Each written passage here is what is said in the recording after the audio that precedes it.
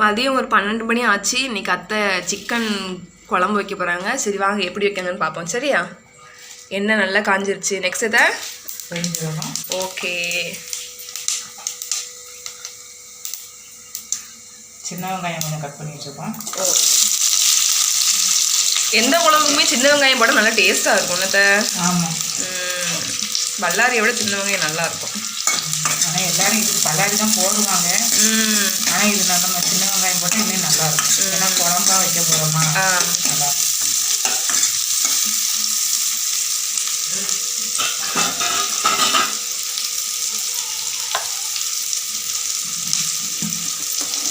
நல்லா வதங்கிருச்சு. அடுத்த அத்தை இஞ்சி பூண்டு பேஸ்ட் வீட்டில் அரைச்சது போடுறாங்க.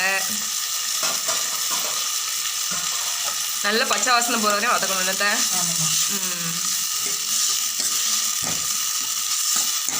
வதங்கிருச்சு. அடுத்து தக்காளி போட போகிறாங்க அத்தை. ஒரு தக்காளி அத்தை? ஆமாம், ஒரு தக்காளி போதும். இல்லைன்னா ரொம்ப புளிப்பாக இருக்கும். ஒரு தக்காளி கொஞ்சம் நல்லா கரெக்டாக இருக்கும். இதுக்கு நம்ம கொஞ்சம் உப்பு போட்டுக்கிடுவோம். சரி, வதங்குறதுக்கு கொஞ்சம் சீக்கிரம் வதங்கிடும். கல் உப்பு போட்டுக்கிட்டோம். சரி.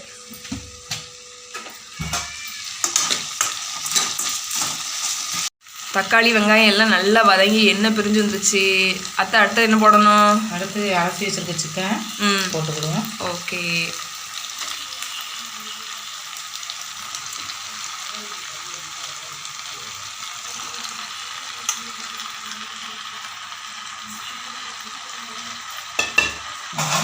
போட்டு இது கொஞ்சம் நல்லா வதங்கணும் எண்ணெயிலேயே.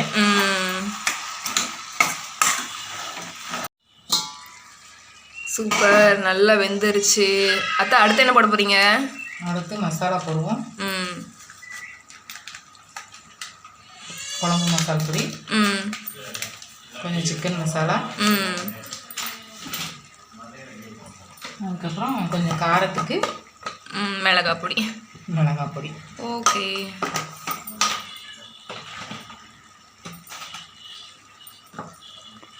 கொஞ்சமாக தயிர் போட்டிருக்கீங்க என்னத்த? ஆமாம், கொஞ்சம் தயிர் ஊற்றி இந்த மசாலாவிலே கொஞ்சம் வேகணும். வெந்ததுக்கப்புறம் நம்ம அரைச்சி வச்ச தேங்காய் எல்லாம் ஊற்றி குழம்பு கூட்டி வச்சுக்கிறோம். சரி.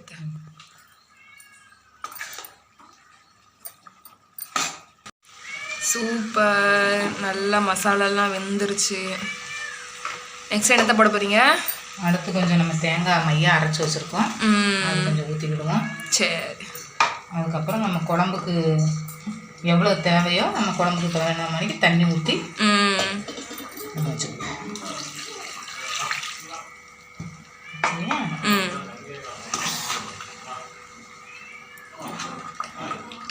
நைட்டுக்கும் சேர்த்து வைக்கிறதுனால சரி கொஞ்சம் நிறையவே வச்சுருக்கோம். இது நல்லா கொதிச்சு வரணும். அதுக்கப்புறம் நம்ம கொஞ்சம் உப்பு. சரி. ஏற்கனவே கொஞ்சம் உப்பு போட்டிருக்கோம். அதுக்கு தகுந்த மாதிரி கொஞ்சம் நம்ம போட்டுக்கிறோம். சரியா? இப்போ நல்லா இது கொதிச்சு வரணும். நல்லா குழம்பு கொதிச்சு எண்ணெய் பிரிஞ்சு வரும் பார்ப்போம்.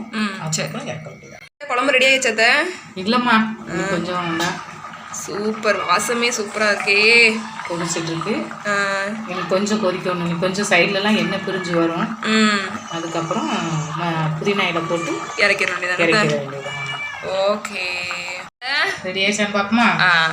ஆஹா, நல்லா என்னென்ன நல்லா பிரிஞ்சு வந்துருக்கு. போதும் நினைக்கிறேன். கொஞ்சம் லாஸ்ட்டில் கொஞ்சம் புதினா இலை போட்டு இறக்கிடுவோம். சரியா? சரி. கொஞ்சம் புதினா இலை இருக்குது, போட்டுட்டு ஓகே. ஓகே ஃப்ரெண்ட்ஸ், நாங்கள் சாப்பிட போகிறோம். ஈவினிங் வெளியே போக இருந்துச்சு. பெரியப்பா பார்க்க போயிருந்தோம். போயிட்டு பார்த்துட்டு வீட்டுக்கு கிளம்பிட்டோம். எங்கள் ஊர் வந்து மார்னிங் பார்க்குறத விட நைட்டு பார்க்க ரொம்ப அழகாக இருக்கும். இந்த லைட்டிங்லாம் பார்க்குறதுக்கு. சரி உங்கள்கிட்ட காட்டுவோமே. மார்னிங் தான் உங்கள்கிட்ட காமிச்சிருக்கேன், நைட்டு காமிச்சதில்ல, அதான் காமிச்சேன். ரொம்ப அழகாக இருக்கும். ஒரு அழகான முருகர் கோயில் வேறு கட்டியிருந்தாங்க.